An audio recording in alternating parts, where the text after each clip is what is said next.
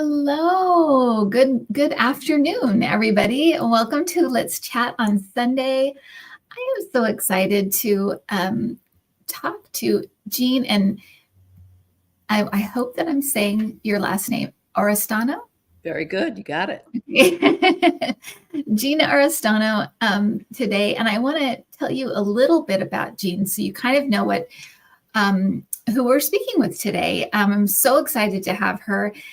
She is a certified energy healer and working with animals and people. She is Reiki certified and also serves as an animal and plant kingdom communicator.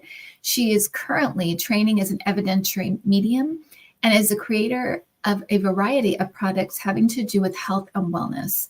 She leads meditation circles and has a weekly blog at evolvingspirit.com. And I know there's more. I know there's more that you do, and I know there's more to say. But I hope that gives a little bit of an introduction. And welcome, Jean. Thank you so much for having me. And hi, intuitive viewers. I'm one of you. Yay. I've been following him forever. Well, thank you. And I know that we met in one of our classes. You took one of our classes, and yes. Before you kind of talk about your own spiritual journey, one thing I noticed about you, and I wonder if you could just comment on, is what a student you are.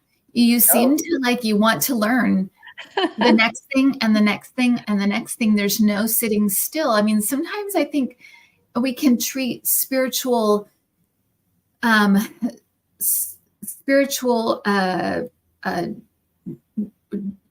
work as a secular job. And I always think of spiritual work as it's ever evolving. It's always changing. In a secular job, sometimes we can find like, okay, I'm in computers and now that's my job and that's what I do and that's what I'll always do. And it's not like that, is it? No, I've actually been following, before I even knew it, my guidance, and have been going through many different incarnations, if you will, in the spiritual journey. I've always been a professional student in one form or another. I'm always learning something. But the spiritual journey was started with yoga for me. It started with learning yoga and opening energetically and having energy balls in my hands and wondering what the heck was going on there and finding out from my yoga teacher that she was teaching a healing class workshop that weekend. And I went to that. And the poor fellow that I first did healing on, I had no modulation. And I was sweating from the amount of energy for my first healing that was going through me to him. It did create healing for him in his second chakra, which he actually needed. But it was more than he expected and more than I expected, for sure. Well, and that kind of leads us into, can you talk a little bit about it? It sounds like it started with yoga, but kind of where this all began and how it kind of maneuvered for you, your spiritual journey. Oh my goodness. I think I've always been an empath and quite sensitive as a child. I saw my first angel my preschool teacher who passed away when I was 4, and she came to say goodbye to me in spirit. And I saw her tall and white and beautiful. Mrs. Kincaid, her name was. And I never will forget that moment. But I went underground for a long time. I did start doing yoga with Richard Heidelman's yoga book when I was 16 on my own, and in college, I took a Bhagavad Gita class and did some yoga then. And then I began a spiritual search for who I was in terms of religion, because I had a daughter and I had left the Methodist Church because I didn't like the concept of a one-way ticket to heaven, because there's too many good souls out there of so many beliefs and no beliefs, or that are mystics. And I didn't feel like that wasn't the God that I could believe in, that only allowed one faith to have access to him, her. So I went on a spiritual journey listening as an artist. I had a studio at that time. I was a working artist. And I was listening to every single thing that sounds true on cassette tapes, mind you, I'm aging I'm right there with you. and listening to everything that Sounds True catalog had. And while I was praying one moment in my studio, my art studio, I had energy come down from spirit into the top of my head in answer to my prayer. And I was floored by it. Was so immense and beautiful and all encompassing through my spirit that I had never felt anything like that before. So I knew that there was a divine presence. And I started doing yoga. And that's when I started feeling the energy shift in me. And I started giving healings after that. I searched for a teacher and I found Elizabeth K. Stratton. She was a famous psychic healer, and she's still alive, but she's retired. Her studio was Touching Spirit Center, LLC, up in Litchfield, Connecticut. And I live in Connecticut, so I was really lucky to find her there. And I was driving an hour back and forth 3 times a week to learn from her, to do my own healing process, and to do animal healing classes, and working with people. So that's where I really started to put down my roots in spirituality. But then I started to hear when I was a closet psychic. I was in the closet psychically for a long time. I came out just before COVID. And dang, if I had to close my studio down, my office down, feeling tremendous anxiety in my gut, knowing that something was coming. And by March, I was closed and safe. And so I ended up saying, now what do I do?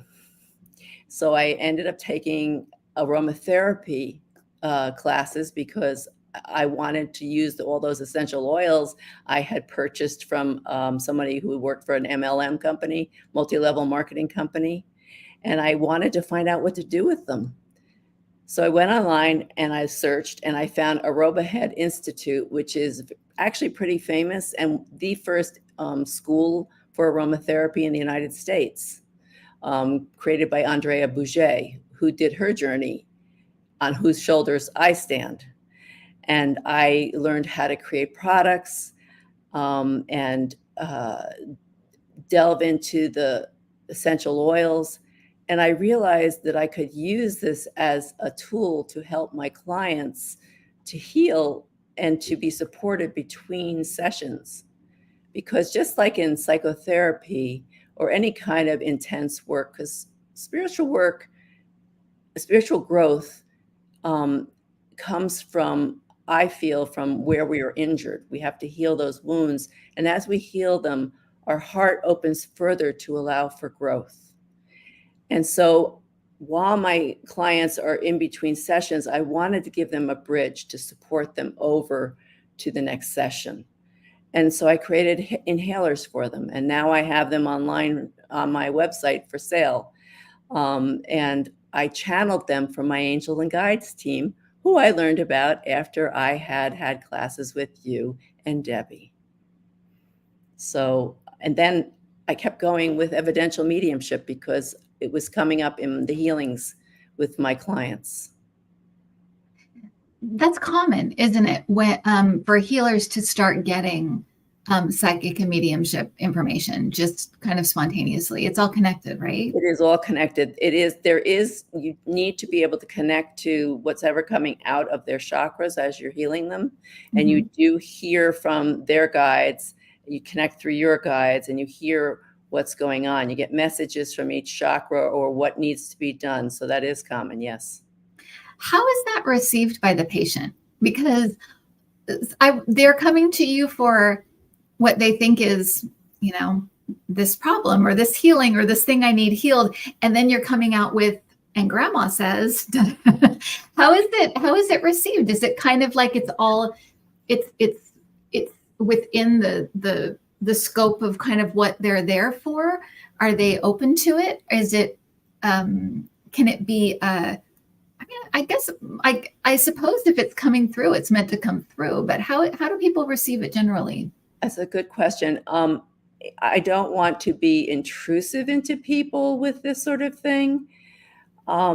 So when I finish a healing, I will explain, listen to how my client did and how they felt first and what their experience of the healing was. And then I will give them a rundown of what I heard or found in them in their chakras. And if it seems that they're open to this level of knowing, I had one client that she had lost a friend, and I heard in her fifth chakra, when I was working on her fifth chakra, I heard it didn't hurt at all. Well, it turns out during that healing, she was thinking about her girlfriend, and she was wondering what it felt like when she had passed. Oh. And she was so appreciative to hear that it didn't hurt at all. Interesting. So it was part of the healing. It was part of the healing for her. Yeah. Yeah.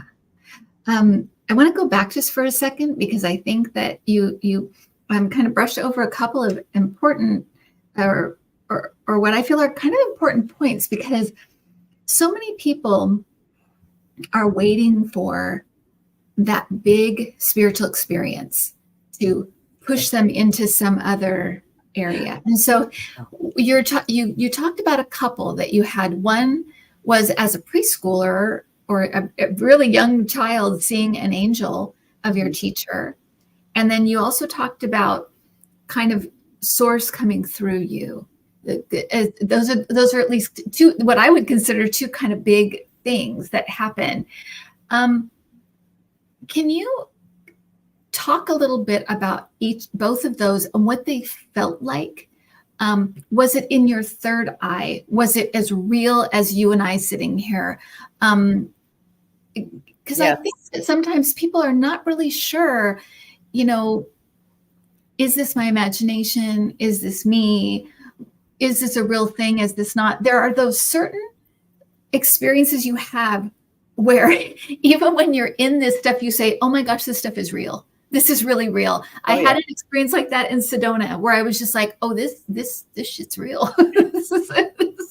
And I'd already been working in this for a long time, but you have those types of experiences. Oh, yeah. Allow you to not deny anything anymore. So can you talk a little bit about those two experiences and just kind of those types of experiences people are looking for?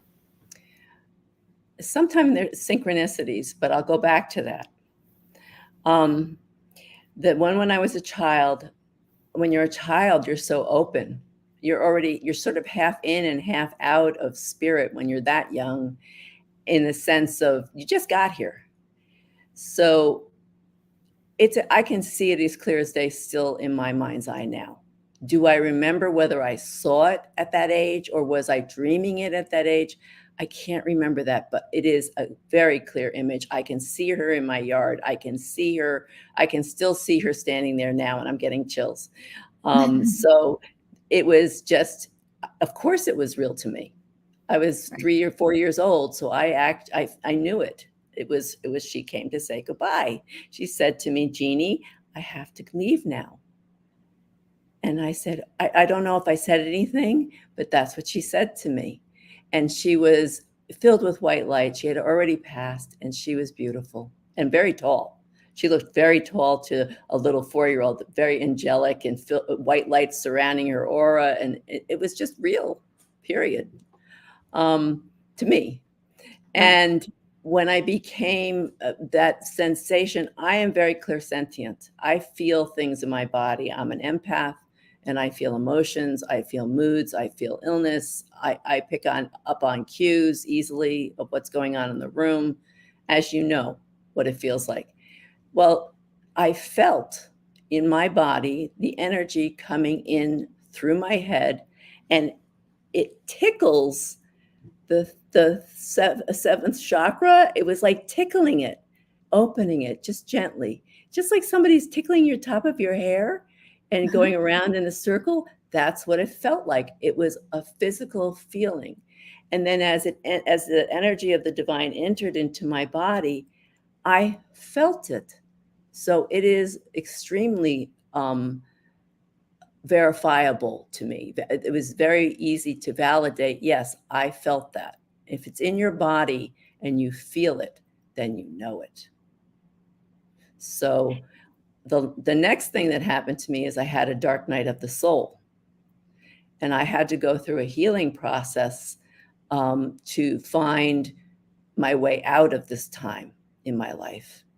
And the only time that I really felt like I was getting out of it was when I felt Elizabeth, worked with Elizabeth, and the healings that she gave me. I can feel the heat from a healer's hands sending healing into my body. It is tactile, it is palpable, and you know that it's happening. As far as hearing spirit, well, at this point, my guides, for instance, okay, let me give you a very good for instance for the tactility. With aromatherapy, when I was creating these inhalers for everybody, and I'll show you one, this is what they look like. And if I can figure out which way to go on your camera, there we go. No, we can see it. Yeah, that's good. Okay. When I was creating these, I decided to work with my angels. And my angels and I sat down and made a list of potential topics that they could be created for. And I gathered together all my essential oils that are spiritually known to work in certain vibrational patterns. And I put my finger down the list on the page, and my guides sent a palpable pulse, an ache through my fingertip to the ones they wanted me to create. So I created 5 different inhalers out of 12, for instance. Mm-hmm. Then I sat down and I divvied up each inhaler, right? I have each topic. So which oils, I researched all the oils, what they treated for, and what spiritually they are useful for. And then I picked out all the oils, say 7 for each one. And they didn't always pick from the 7. They, I had to go over to the other. But once again, physically, I felt spirit sending a charge down through the tip of my finger when I touched the oils that they wanted me to use in each blend. So that's how I channeled these particular oils. And they're meant for this challenging time that you talk about all the time, Kim, on your channel, about what we're going through right now as a species and as a world. And they wanted me to help people connect to them. So I have angels and guardians and guides. That's one. The second one is to comfort people. So that's angel hugs. And it draws the angels near, and they wrap you in their wings and in their energy, and they comfort us. Then another one they wanted, especially for now, and you can imagine, is forgiveness. Gosh. Okay. Can we get that a mass mass package of that and just send it out to the whole United States? I'm trying. I have 1,000 containers, 1,000 of these little guys ready to go. So okay. And I'll order more, I promise. So forgiveness for ourselves too, not just for others, but for ourselves as well. Because we made mistakes by being led to divide from each other. Both sides have been led to divide from each other. So there's that. Another one is grounding, because things are a little bit wild and woolly right now. So grounding to help us stay in our bodies and be connected to Gaia while we go through this, because that is an important support for us on the planet right now, is Earth, is Gaia, is the Earth. And the last one is well-being. I asked them for this one, I have to be honest. This is for physical well-being. And I asked them to create this one because I'm an energy healer, and I wanted to have something for people during times of COVID, any kind of things that would, any kind of blend that would assist people to feel better physically. So that's well-being. And that's what they gave me. Why does aromatherapy work? I love aromatherapy, by the way, and I am very, and maybe we all are, but I'm extremely connected to smells. My husband calls me the nose because I smell everything. But I will have, like, things come back to me, or I can smell a certain smell and I'll know, oh, there's an older woman here. I can just tell. And that's more of a spirit. I don't know. I can't remember what it's called when you smell that. Clairalience. Clairalience. That's it. Clairalience. And so what does it do for us? Aromatherapy. Why does it work? There's many levels that it works on. It works on all levels of our being. It works on our physical, mental, emotional, and spiritual. The American Medical Association doesn't allow us aromatherapists to say it has any medical application. Okay, so I have to be careful with that. Right. But spiritually, well, everything has an energetic vibration. Yes. So our vibrations, when we are unwell, go out of our natural vibratory pattern, or are shifting to a new one, right? When we're ascending or evolving. And these will assist the energetic vibrations, sense. I'll explain the sense later, but I'll use the energetic vibrations will help balance us vibrationally, so that we can do the work that we're going through. It's very subtle. It is on a very gentle spiritual level. It's a very subtle thing. So I recommend using these with a healer, with a therapist, with someone who's going to be with you as you do this journey to wellness, whatever it is that you're seeking. And on the physical level, there's only one cell dividing our nose, what we inhale, and our brain. Just one cell. It goes right into the limbic brain. It goes right up. It goes right up and in and through. So that's neurological. And some of these oils have properties that are very calming and soothing. So that's the physical, neurological level that they work on. The sense, as far as sense, once again, that goes way back into our limbic brain, where we are at our mother's breast or chest, and we're nursing, and we are taking in her odor, and that means safety, that means home, that means food, that means survival. So our sense of smell may not be as good as a dog's or a cat, but it's part of our animal human self, if you will, our bodies. And scent is so important, a memory tool, and if you will. You will remember what your sister smells like, I bet, if I ask you. You'll remember what your mother smells like. And these are ways we identify all the important moments in our life. How about a really good pizza? You remember what that smells like? Of course I do. Yeah. Right? And now I'm hungry, Jean. What are you doing? And then your mouth starts to salivate, right? So that's how important our sense of smell is. And that's the physical aspect of it. The spiritual, these oils vibrate at different frequencies.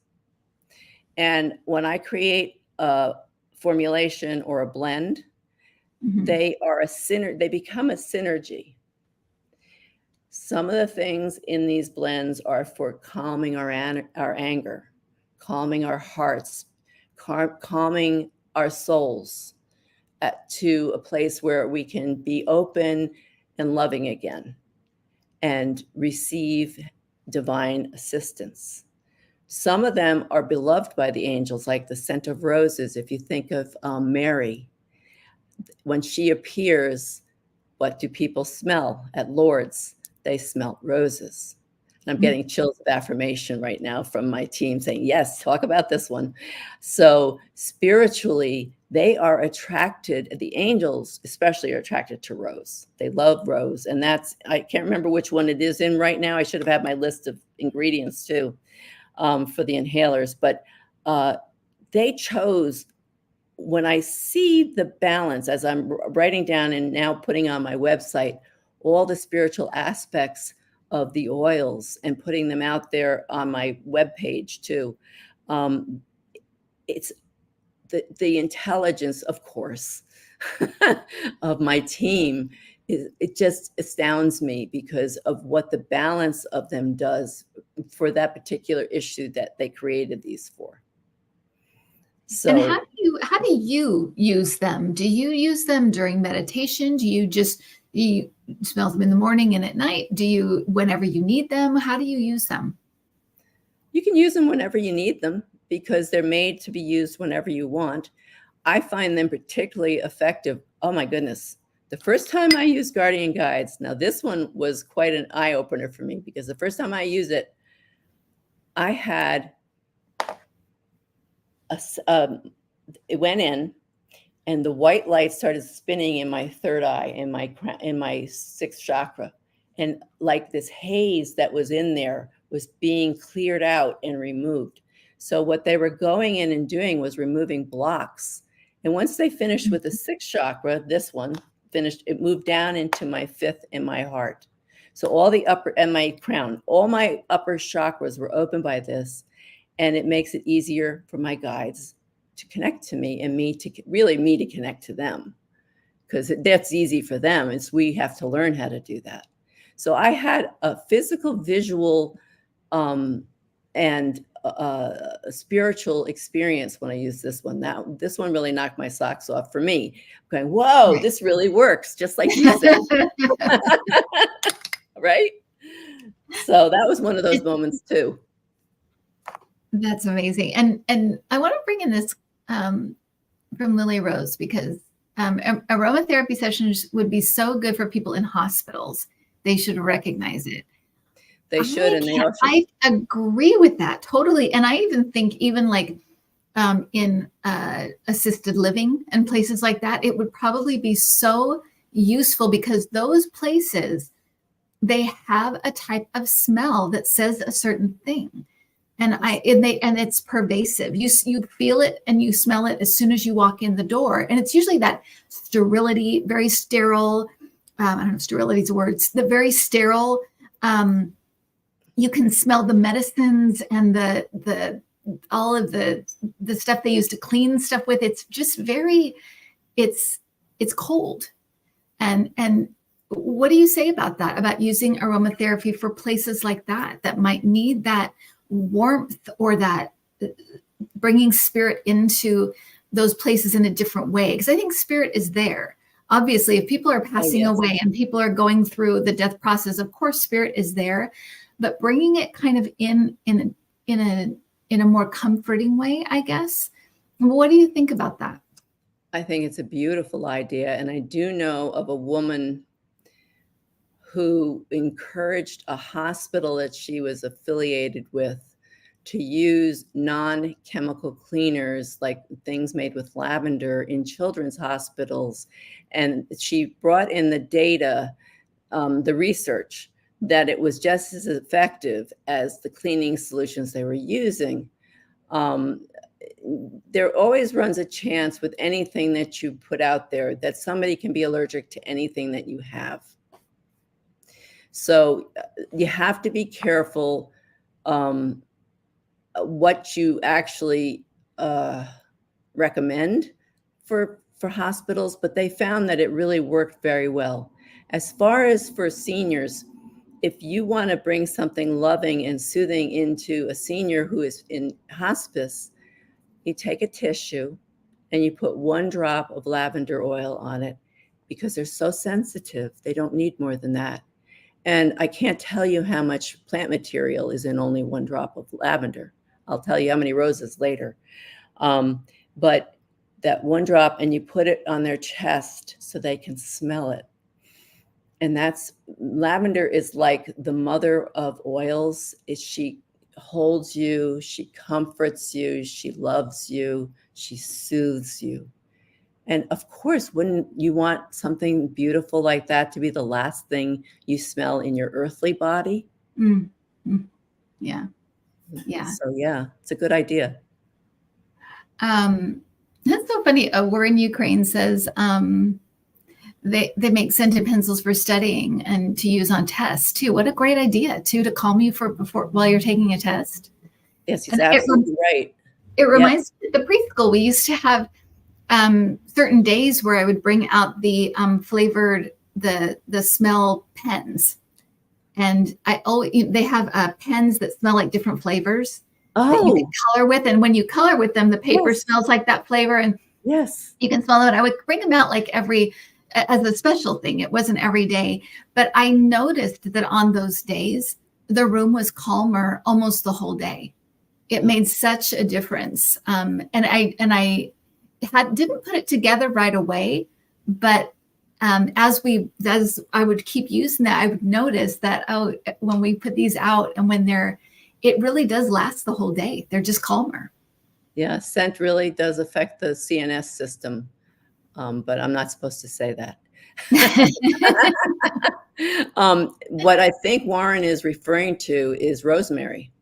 Rosemary is used to make you more alert. You become more alert. You can focus. Your brain is, you're running. It excites your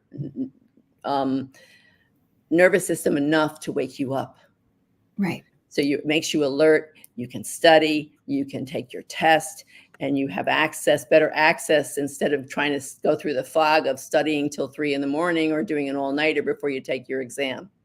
So that's what I think Warren's referring to.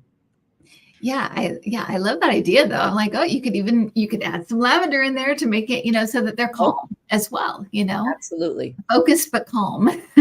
Yes. Yes. So Jean, let's talk a little bit about your communication with animals and with plants. How did this? When did you find you could do this? How did it start for you? Okay, I was taking animal healing with Elizabeth. Oh gosh, I don't know, 20 some odd years ago, 25 years ago. That was my first class. My first entree into healing world was with animals. And she took me into took us all on a field trip to a animal rescue place.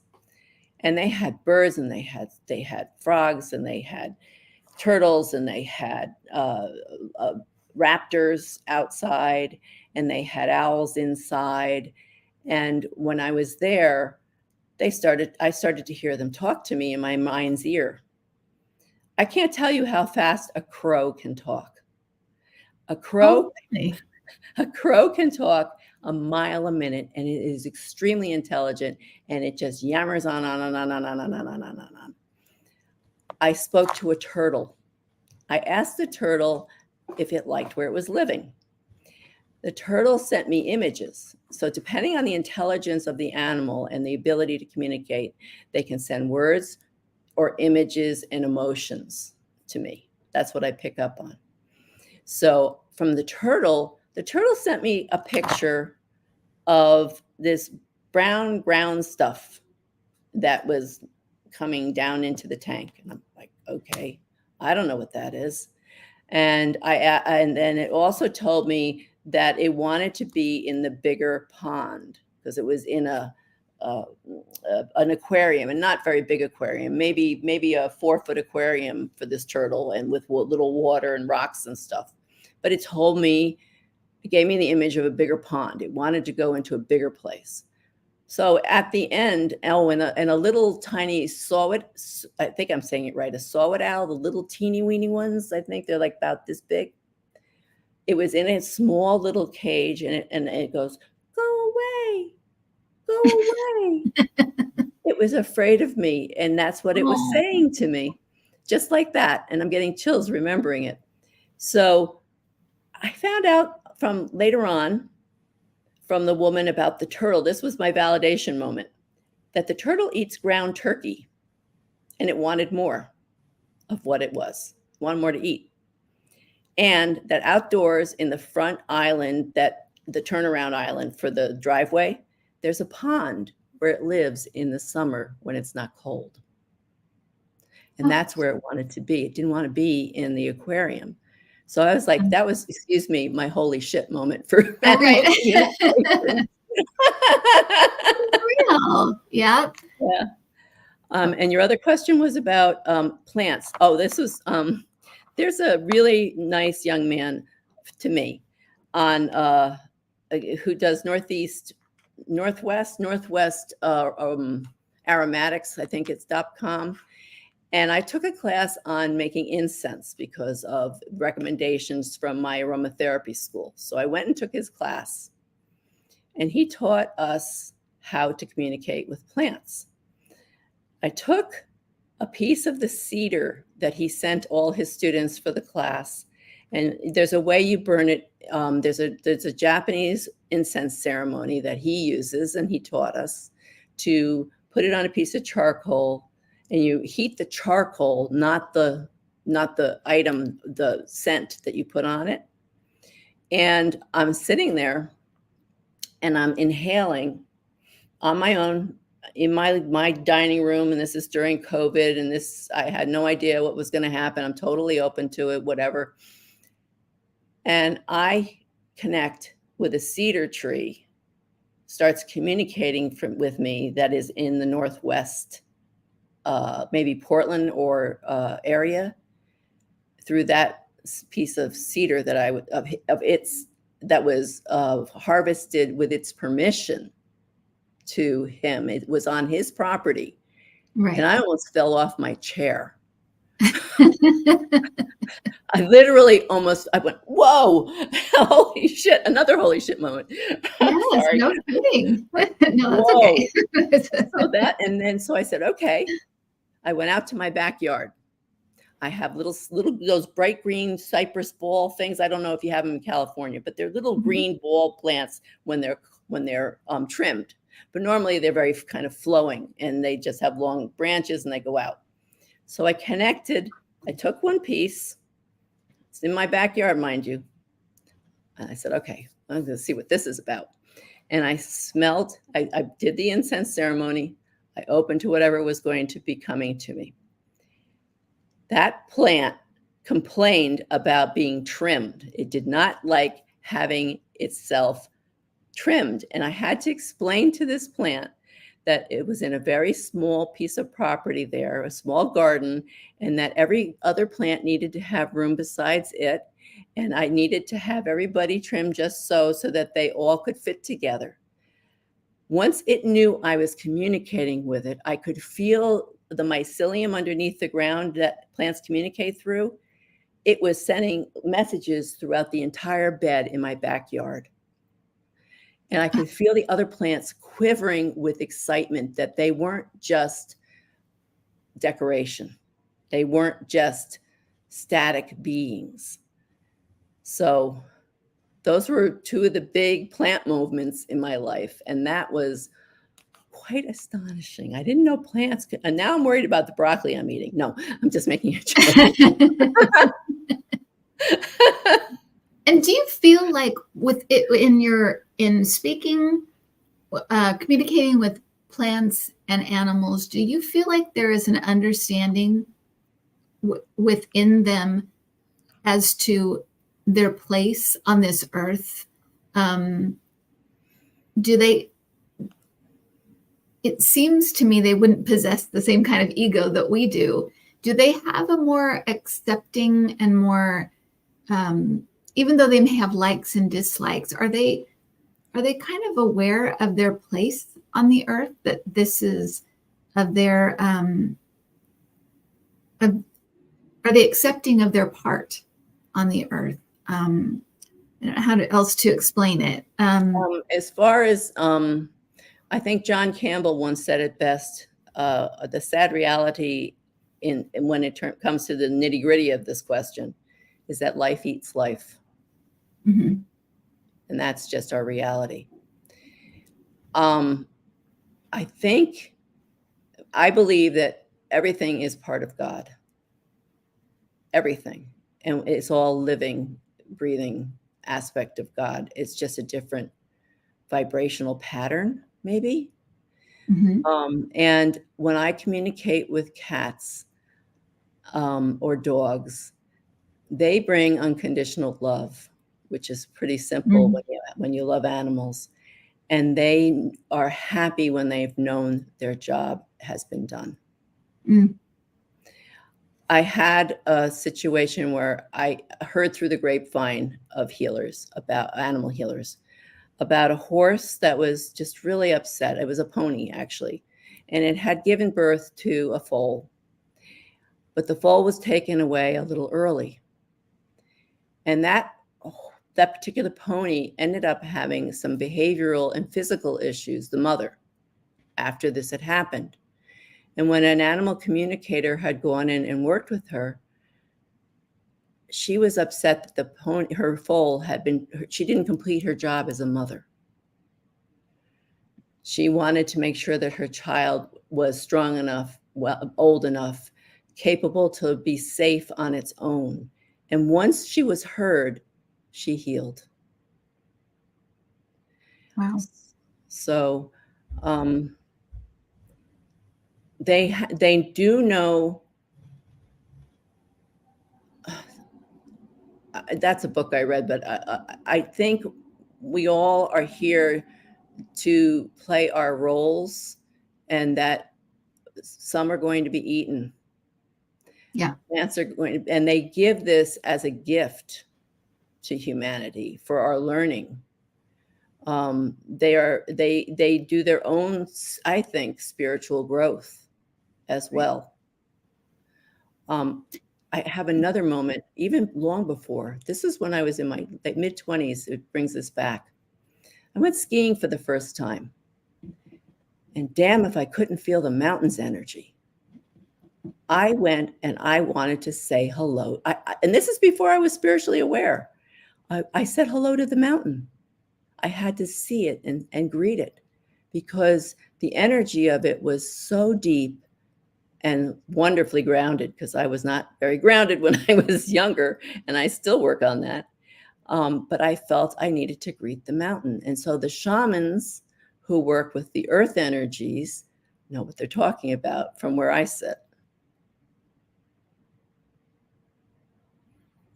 Now, when you're talking about, because you're talking about communicating with plants, communicating with mountain, communicating with animals, having all of these experiences and kind of being very accepting of what you're getting, and how important and how did you build your trust with I'm getting what I'm getting and this is what it is? Was it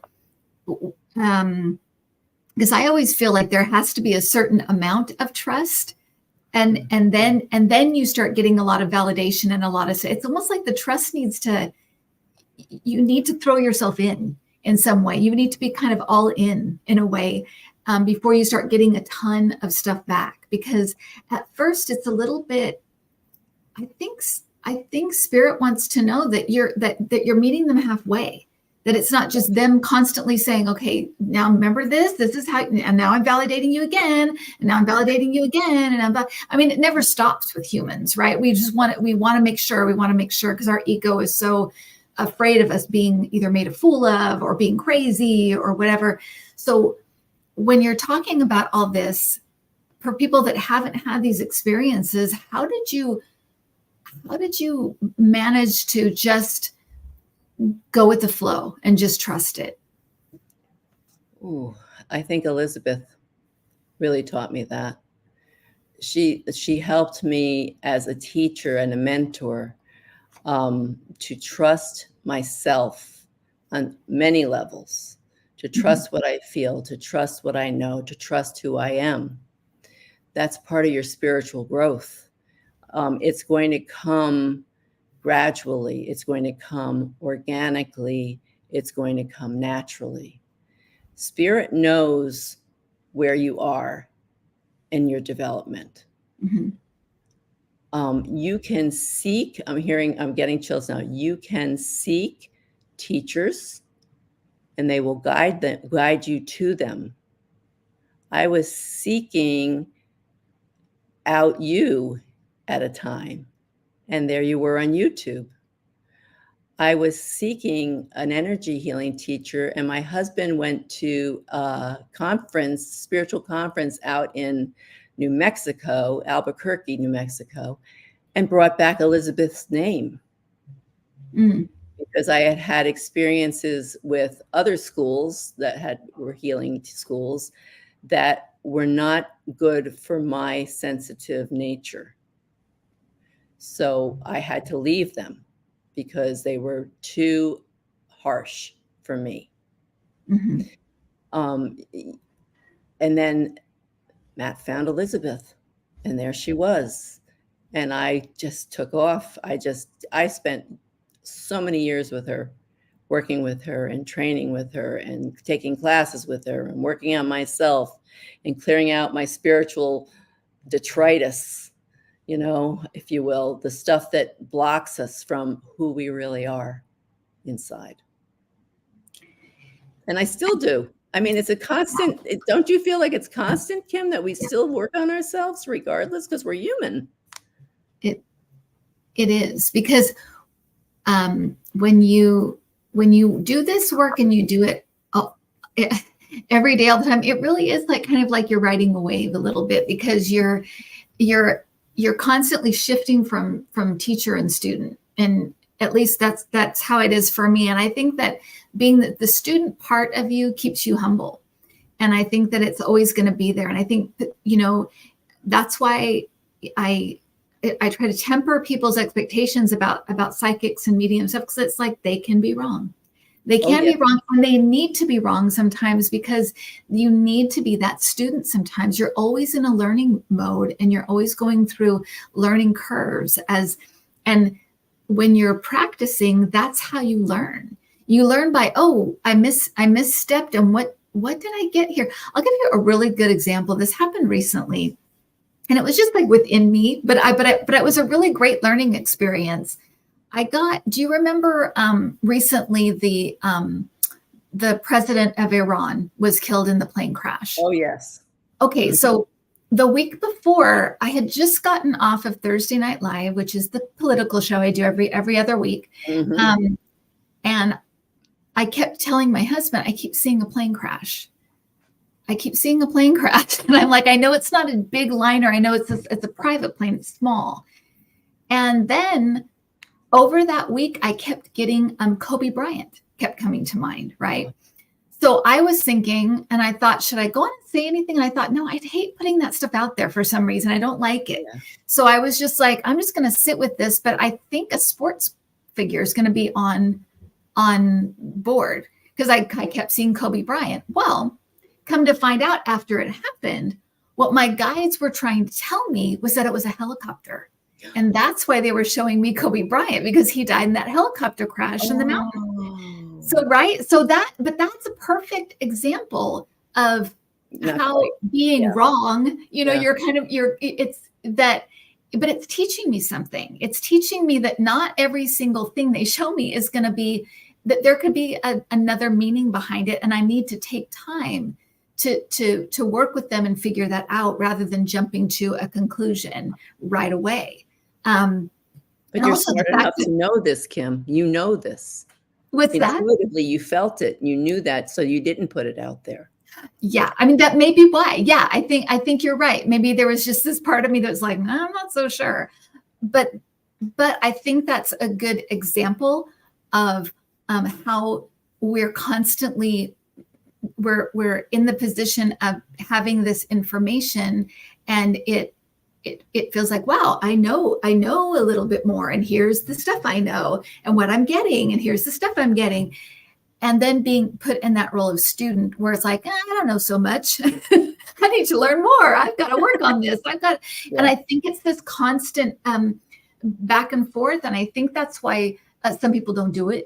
Some people quit and say, I just can't do it, because it is if you can't flow with that and let yourself be vulnerable that way as a reader, I think it could be really jolting and jarring when you do get stuff wrong, when you think, oh, I've got it all together, I'm super confident, I know what I'm doing. When you get in that mode and then you're shifted out of it, it could be really jarring and really upsetting. And I think that's why you have people that decide not to do this or get out of it, or because at least I find this, that I'm constantly in this teetering back and forth. And that's just the way that it is. I don't think it's going to ever change. I don't think I'll ever be to the point where I'm just like, I know it all and I'm confident. I don't think I'll ever be in that camp. I know my confidence level has improved as I understand more and more, but I don't think you ever get out of that student mode. I think it's there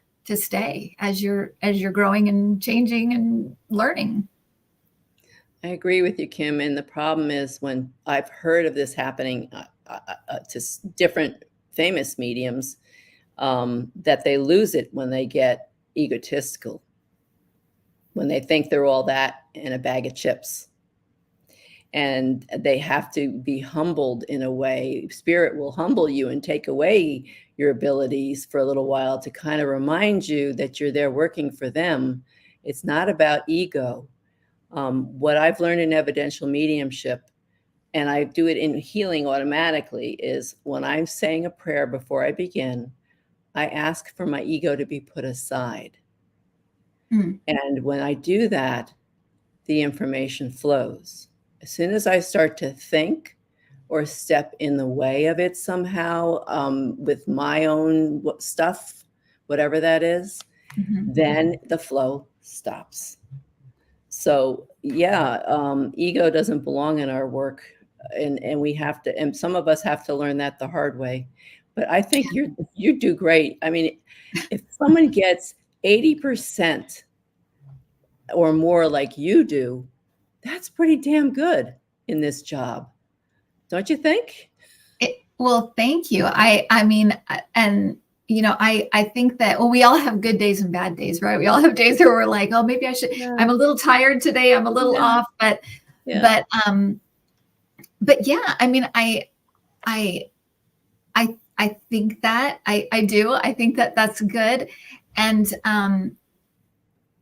at the same time, I think what you said is I know that intuitively, that if you get too high on your horse, they're going to shift you out and have you learn some things for a while. You got to learn some things. I think I'm very aware of that, and so I really do ride that, being very just that awareness of that. That when I find myself getting caught up in on YouTube, it's so easy to get caught up in the analytics, like who's watching you and who's not, and if I say to myself, put your head down and do the work. In other words, do not put yourself at that, don't be in that stuff. Remember that there's something else going on here, that the analytics of YouTube, it doesn't jive with.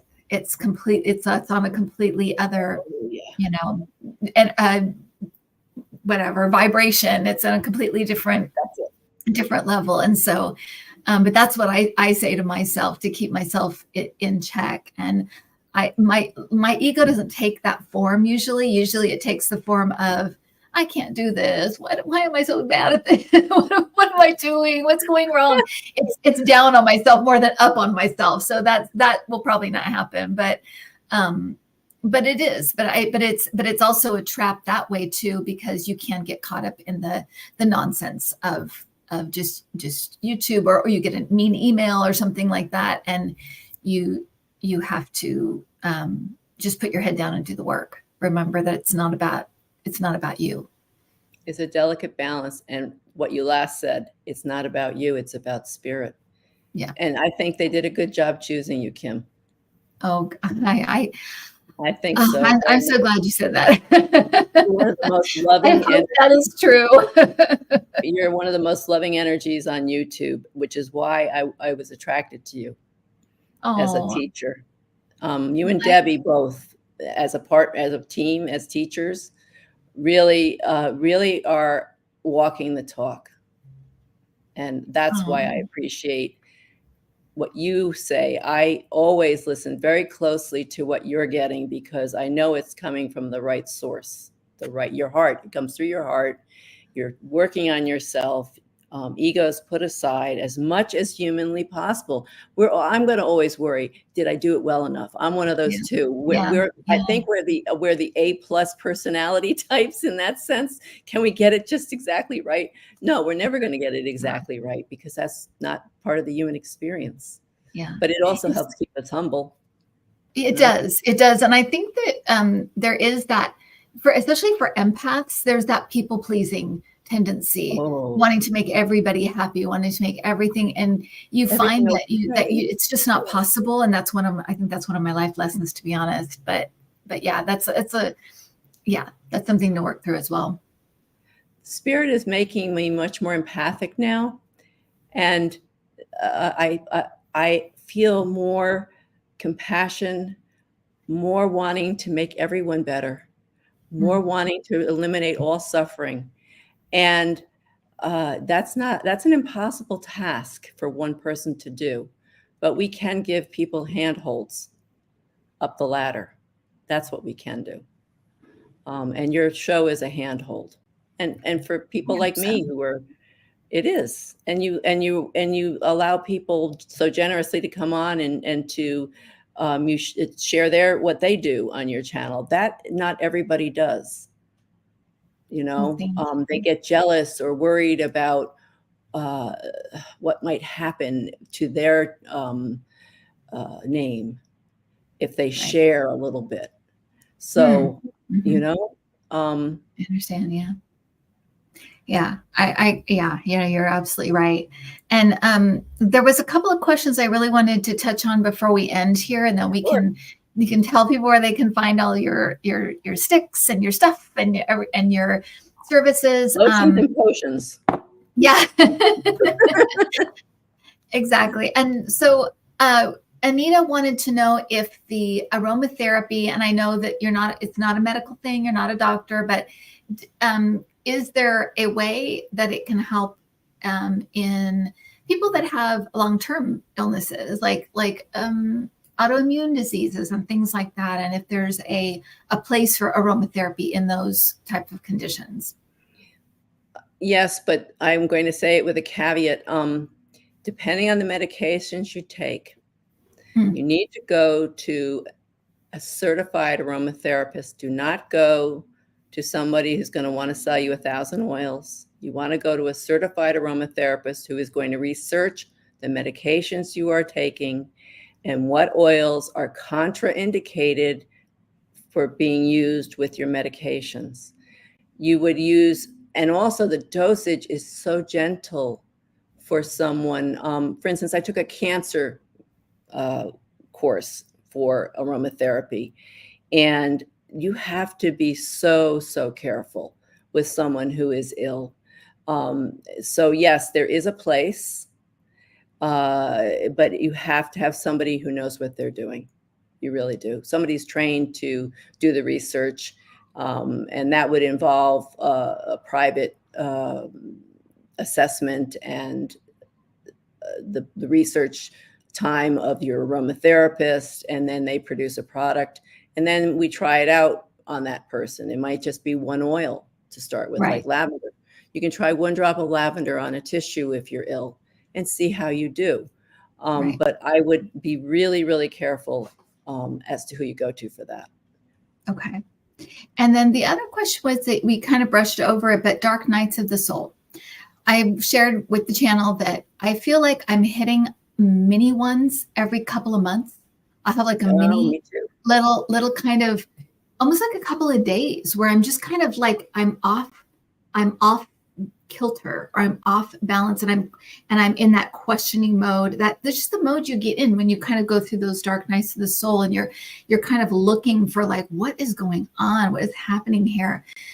Could you speak to that? I think Gina was the one who said, I've gone through a decade long, a dark night of the soul decade. And that those kinds of things, when you have big things like a death, or the loss of a home, or the loss of a pet, or these things on top of each other, they can really keep you in that space. And I know for a fact that we go into those spaces when we're about to have a giant leap into the next level of our spiritual growth. But can you talk about just dark nights of the soul and how you kind of deal with them? Have you found things that help, or authors you turn to, or teachings you turn to, or spiritual practices you turn to when you go into those? That's when I went to Elizabeth, and I learned that there's a combination of modalities that every person will find that suits themselves. It's extremely individual. For me, it was energy healing received from an amazing woman who was also a spiritual counselor. She got her degree from Iona College in counseling. So I had, I guess is it Susan Orbach that does psychotherapy and healing at the same time, I think. So I had Elizabeth Stratton on the East Coast, and I was fortunate enough to work with her. So it can be a hand-in-hand thing. You might find a modality of essential oils, a naturopath, and a therapist. You might find an energy healer, a therapist, and exercise. You might find your diet needs to shift.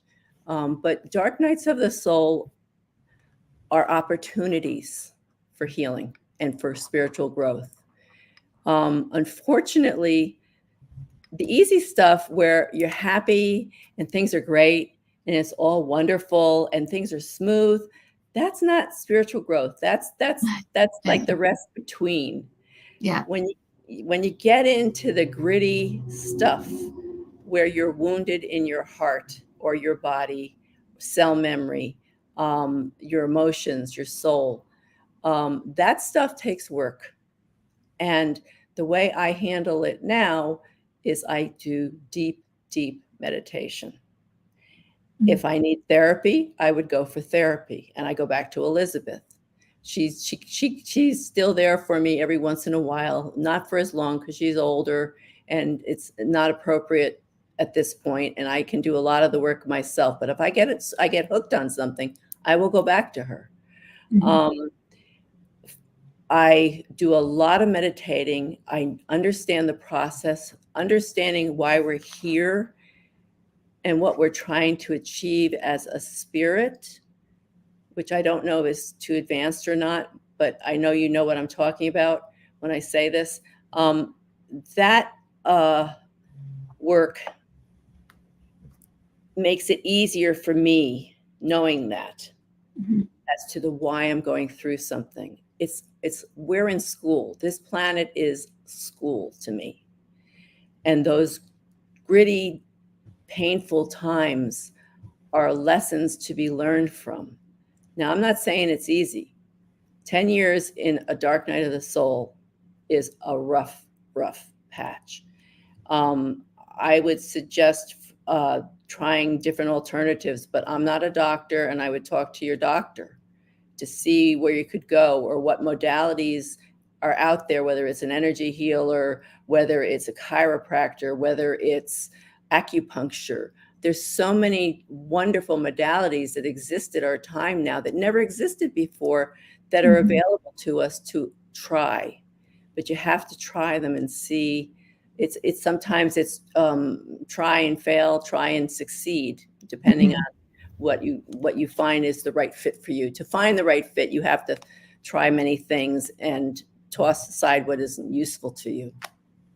It's like anything. It's like finding the right hairdresser. It's like, Oh, it's God like forbid my hair. I have to find somebody who talks but doesn't talk too much, and I have to find but it's Yeah. like I need to find the right fit in all ways, and I think it's like anything else like that, where you just need to kind of you you you go where you feel drawn, and you see how you feel when you're there, when you're with the person, or when you try the thing. Yes. It's not one size fits all. I wish that it was, but Me it's not that at too. all. It really is and it's also like you said, um, dark night of the soul to dark night of the soul. One time you could need outside help, and another time you can weather it just within your own, person with the knowledge you already have. So I think that's a great thing to keep in mind, and for people to not be afraid, not be afraid to reach out or try different things, or talk to other people that maybe have gone through stuff like that, and maybe how they did it. And like you're talking about talking to Elizabeth and how much help that has been, finding that mentor or that right person you can turn to over and over again. Um, don't be afraid to try different things and see what fits, because you may find a fit that really, really helps and helps you for a long time. So, Yes. yeah. Well, thank you so much, Jean. And where can everybody find your stuff? I did put it in the description, but why don't you tell people where they can find you? The main place to find me is evolvingspirit.com. www.evolvingspirit.com. That is my website, and that is where my store is, and that's where you can learn more about me. You can read my blog. I change it up weekly, and you can find me on Instagram at evolving_.spirit. That's me. And I also have a Facebook page, also by the name of Evolving Spirit LLC.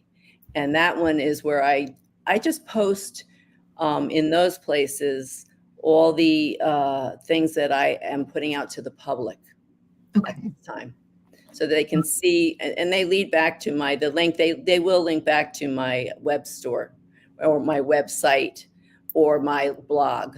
So I try to create links so that people can find what they're looking for in terms of the information that I have put out there, whether it's about an oil, whether it's about the spiritual journey, which is my most recent one, the what, where, how, why, I think it was, of the spiritual journey, which is kind of what we discussed today. Yeah.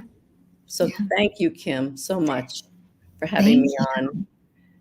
And thank you, viewers, for spending time today. I appreciate it. We have an awesome group and family here, and we have an amazing prayer group that people can, if you're struggling, if you're having a hard time, if you know someone who's struggling, you can send me a prayer request. I'll put it on the community page. And this group, we've had miracles honestly happen in that prayer group. So I know this is a powerful group here listening. So I appreciate you all coming and sitting and talking with us, listening to us. And thank you, Jean, for being my guest today. And we will see everybody later. Have a great rest of your Sunday. I hope it's really nice. And I will see you in our prayers for the 50 states in just a few minutes on the other link that I have. And have a good one, everyone. Thanks, Jean. Thank you.